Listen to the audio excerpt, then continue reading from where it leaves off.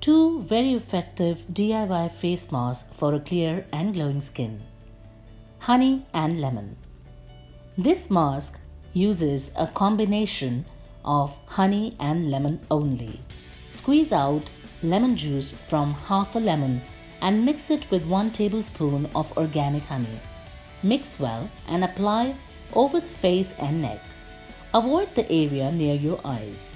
After 20 minutes, wash with warm water, then with cold water. Dry the face by patting with a soft towel.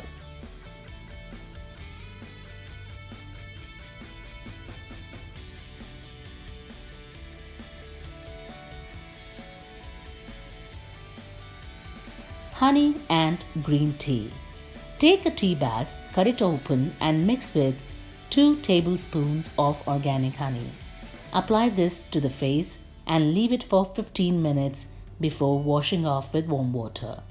The mask removes dark spots on the skin, calms inflammations, prevents blackheads, and helps give your face a radiant glow.